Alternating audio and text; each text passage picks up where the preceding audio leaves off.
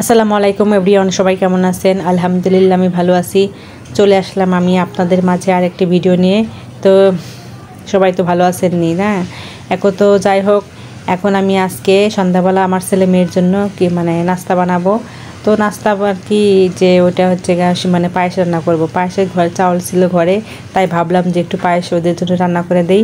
তো এর জন্য হচ্ছে যে দেখেন এক প্যাকেট দুধ নিয়েছি, নিয়ে চুলা দিয়ে দিলাম। দিয়ে দেখেন এই যে 2 মুঠের মতন চাউল আর কি, তা আমার হাতে 2 মুঠের মতন চাউল। এটা আমি ধুয়ে পরিষ্কার করে দুধে ঢেলে দেব। তো আমি সচরাচর যেভাবে পায়েস রান্না করি সেভাবে আপনাদের সাথে রেসিপি শেয়ার করি।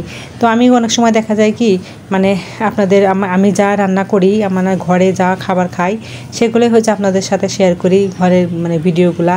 তো আপনাদের যদি ভালো লাগে আপনার ভালোবেসে পাশে থাকবেন। তো দেখেন চাউলটা কিন্তু একটু ধুয়ে পরিষ্কার করে নিয়েছি, নিয়ে এখন দুধে ঢেলে দেবো, দিয়ে একটু লাড়াচাড়া করব। আর আমি যেভাবে পায়েস রান্না করি আপনাদের সাথে সেইভাবে শেয়ার করছি, হয়তো আপনারা এসে ভালোভাবে করতে পারেন। তো যাই হোক, তো দেখেন দিয়ে একটু লাড়াচাড়া করে দেবো যাতে নিচে যাতে না লেগে যায়।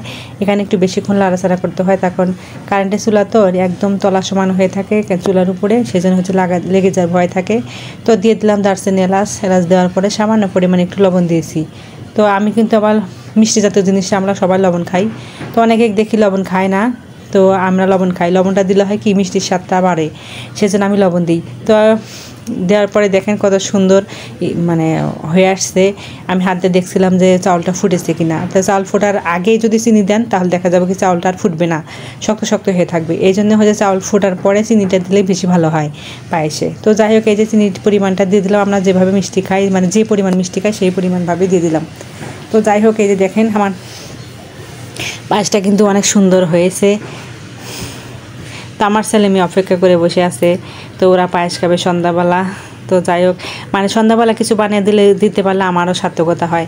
তো এই যে দেখেন আমার মেয়ে চামচ নিয়ে বসে আছে, বিছানায় বসে বসে বেড়াবেড়ি করছে যে কখন পায়েস খাবে। ওকে বলতেছিলাম যে তুমি একটু বসো, ঠান্ডা হোক, পায়েসটা ঠান্ডা হলে পায়েসটা খেতে ভালো লাগবে।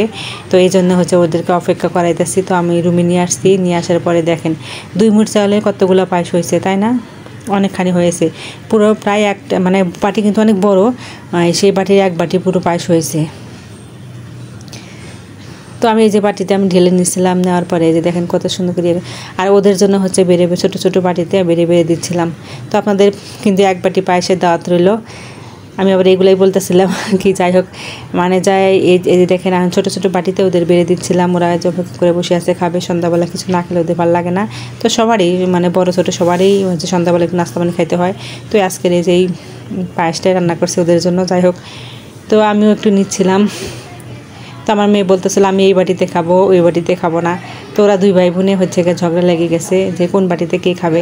তো ওদের সব সময়ের জন্য দেখা যায় কি এগুলো হচ্ছে 2 জনের চুলাচুলি লাগে সারাক্ষণই।